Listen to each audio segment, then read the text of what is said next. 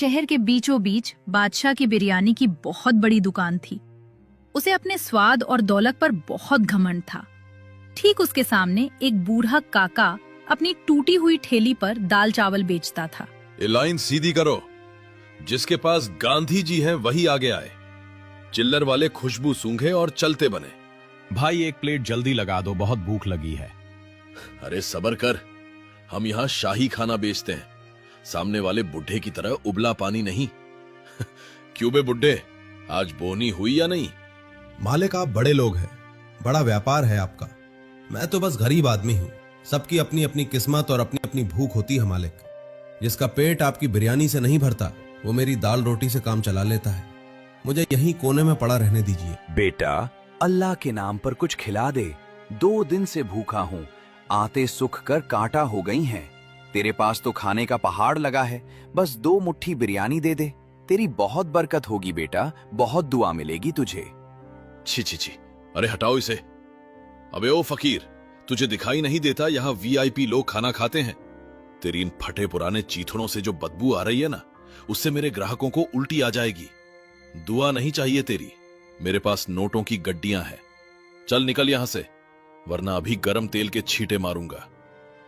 मत कर इतना गुमान अपनी दौलत पर बादशाह। भूख की कोई जात नहीं होती और वक्त का कोई भरोसा नहीं होता। आज तो एक भूखे को अपने दरवाजे से धक्के मार रहा है। याद रख, कल कुदरत तुझे दाने दाने को मोहताज कर देगी। पेट भरने वाला वही ऊपर वाला है, तू नहीं। अरे वाह, अब ये भिखारी मुझे ज्ञान देगा। छोटू, खड़ा क्या है बे? उठा डंडा और भगा इस पागल को। मेरी दुकान के सामने मनहूसियत फैला रहा है। अरे बाबा संभाल कर, गिरते गिरते बचे आप। इन अमीरों की बातों का बुरा मत मानिए बाबा, इनका दिल इनकी तिजोरी में बंद होता है। आइए यहाँ छाया में बैठिए। भूख, बहुत जोर की भूख लगी है बेटा। ऐसा लग रहा है जान निकल जाएगी। घबराइए मत बाबा, मेरे पास बिरयानी जैसा महंगा खाना तो नहीं है, लेकिन ये दाल चावल है। मैंने अभी अपने दोपहर के खाने के लिए निकाले थे, पर मुझसे ज्यादा जरूरत आपको है। ये लीजिए, पेट भरकर खाइए। पर बेटा, अगर तू मुझे खिला देगा तो खुद क्या खाएगा? तू भी तो कमजोर लग रहा है। कोई बात नहीं बाबा, मैं तो पानी पीकर सो जाऊंगा, पर अतिथि को भूखा नहीं देख सकता। आप खाइए। तेरा दिल तेरी गरीबी से बहुत बड़ा है बेटा। आज तूने अपना निवाला मुझे दिया है। ये ले, इसे अपनी दाल की पतीली में डाल देना। ये साधारण मसाला नहीं है। आज से तेरा खाना खाना नहीं, जादू होगा। दुनिया दीवानी हो जाएगी तेरे हाथ के स्वाद की। काका अपनी पतीली का ढक्कन खोलते हैं और सुनहरी भाप निकलती है। छोटू, अरे ओ कामचोर, इधर आ। ये मरे हुए जानवरों जैसी सलांद कहां से आ रही है? मेरी नाक के बाल जले जा रहे हैं। क्या तूने कल का बचा हुआ बासी खाना बिरयानी में मिला दिया है? अगर मंत्री जी के आने से पहले ये बदबू नहीं गई तो मैं तुझे इसी हांडी में पका दूंगा। सच सच बोल, क्या गड़बड़ की है तूने? मालिक, मेरी कसम ले लो, मैंने अभी अपनी आंखों के सामने बाजार से सबसे ताजा और महंगा मटन कटवाया है। मुझे तो खुद समझ नहीं आ रहा मालिक कि ये बिरयानी की खुशबू अचानक नाली की बदबू में कैसे बदल गई। ऐसा लग रहा है जैसे किसी ने काला जादू कर दिया हो। बकवास बंद कर। काला जादू नहीं, तेरी लापरवाही है ये। देख नहीं रहा, ग्राहक नाक सिकोड़ कर भाग रहे हैं। आज मेरी इज्जत का सवाल है। जा, जल्दी से 2 शीशी इत्र और गुलाब जल डाल दे। इस बदबू को खुशबू के नीचे दबा दे। मंत्री जी की नाक तक ये सड़ांध नहीं पहुंचनी चाहिए, वरना मेरा टेंडर तो गया समझो। अरे भाई, जरा रुको। क्या तुम्हें भी वो आ रही है जो मुझे आ रही है? उफ, ये कैसी दिव्य खुशबू है। ऐसा लग रहा है जैसे सीधा स्वर्ग से खाना बनकर नीचे आया हो। मेरे मुंह में तो पानी का झरना फूट पड़ा है यार। हाँ यार, पर यकीन नहीं होता। ये खुशबू उस बादशाह की बड़ी दुकान से नहीं, बल्कि उस काका की टूटी फूटी ठेली से आ रही है। चलो भाई, आज तो यही खाएंगे, चाहे जो हो जाए। दोनों दाल चावल छकते हैं। अरे बाप रे, समीर, ये क्या है भाई? ये दाल नहीं है यार, ये तो अमृत है, अमृत। उफ, ऐसा स्वाद। ऐसा लग रहा है जैसे बरसों बाद मेरी जुबान को मोक्ष मिल गया हो। भाई, इसमें तो मक्खन से भी ज्यादा चिकनापन है। कहा था ना मैंने, मुझे तो लग रहा है हम इतने सालों से उस बादशाह की दुकान पर कूड़ा खा रहे थे। असली खजाना तो यहाँ फुटपाथ पर है। काका, ओ काका, सच सच बताओ, आपने इसमें क्या मिलाया है? क्या कोई जादुई जड़ी बूटी डाली है या सीधा सोना घोलकर डाल दिया है?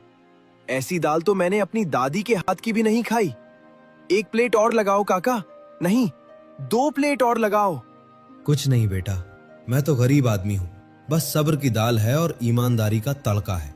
बाकी स्वाद तो उस ऊपर वाले के हाथ में है। सायरन के साथ मंत्री जी की गाड़ी रुकती है। बादशाह घबराया हुआ है लेकिन जबरदस्ती मुस्कुरा रहा है। वाह बादशाह, दुकान तो महक रही है। सुना है तुम्हारे हाथ में जादू है। अगर स्वाद पसंद आया तो 50 लाख का टेंडर तुम्हारा। पर याद रखना, हमें सिर्फ स्वाद चाहिए, तुम्हारी चिकनी चुपड़ी बातें नहीं।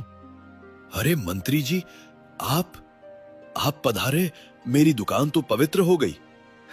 50 लाख? अरे वो टेंडर तो आपकी जूती की नोक पर है हुजूर। आप बस एक निवाला खाइए। अगर आप उंगलियां ना चाटते रह गए तो मेरा नाम भी बादशाह नहीं। मैंने खास आपके लिए वो शाही मुगलाई हांडी बनवाई है जिसमें कश्मीरी केसर और ढेर सारा असली घी डाला है। लीजिए हुजूर, दिल थाम कर बैठिए। ढक्कन खुलते ही खुशबू की जगह काला धुआं बाहर निकलता है। मंत्री जी खांसने लगते हैं। ये क्या है बादशाह? ये धुआं कैसा है? क्या हमें जला हुआ खाना खिलाओगे? ये क्या भद्दा मजाक है? चावल कहाँ है? मटन कहाँ है? इसमें तो सिर्फ राख और काले पत्थर भरे हैं। क्या तुम हमें पत्थर खिलाना चाहते हो? राख? पत्थर? नहीं साहब, ये नामुमकिन है। मैंने खुद अपने हाथों से पकाया था। ये पत्थर कैसे बन गए? मेरी बिरयानी राख कैसे बन गई? खामोश! एक लफ्ज और नहीं। ये सिर्फ धोखा नहीं, हमारी तौहीन है। तुमने एक मंत्री को राख और पत्थर खिलाने की जुर्रत की है? इंस्पेक्टर, हथकड़ी लगाओ इस पाखंडी को। इसकी दुकान अभी सील करो और इसका लाइसेंस हमेशा के लिए रद्द कर दो। इसे पता चलना चाहिए कि जनता के साथ खिलवाड़ करने का अंजाम क्या होता है। सरकार, रहम, मेरे बच्चों की कसम, मैंने कुछ नहीं किया। मैं तो बिरयानी का बादशाह हूं। मैं अपनी ही बिरयानी में राख क्यों मिलाऊंगा? यह जरूर किसी दुश्मन की साजिश है या कोई काला जादू है हुजूर। मेरी दुकान मत बंद करो, मैं बर्बाद हो जाऊंगा। रुको, ये खुशबू कैसी है? अभी तो यहां सड़ांध थी, पर अब हवा में ये केसर और इलायची जैसी मिठास कहां से घुल गई? ऐसी महक तो मैंने आज तक शाही दावतों में भी महसूस नहीं की। मंत्री जी काका के ठेले के पास जाते हैं। बड़े मियां, सच सच बताओ, आज अपनी पतीली में क्या पका रहे हो? क्या कोई गुप्त खजाना छिपा रखा है? क्योंकि ऐसी खुशबू तो साधारण खाने से नहीं आ सकती। अरे नहीं सरकार, मुझ गरीब के पास खजाना कहाँ। मैं तो रोज की तरह सादा दाल चावल बेच रहा हूँ।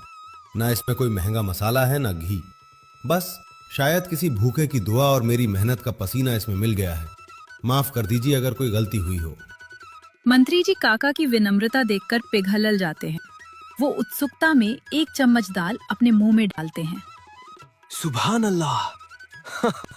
अद्भुत, अविश्वसनीय। ऐसा स्वाद! ऐसा लग रहा है जैसे बरसों बाद मेरी माँ के हाथ का निवाला खाया हो। इसमें मसाले नहीं, ममता और ईमानदारी घुली है बाबा। सुनो सब लोग, असली बादशाह ये है, वो नहीं जो अपनी दुकान सजाकर बैठा था। ले जाओ उस मिलावटखोर को, उसे जेल की हवा खाने दो। और बाबा, वो 50 लाख का सरकारी टेंडर और कैंटीन का ठेका आज से आपका हुआ।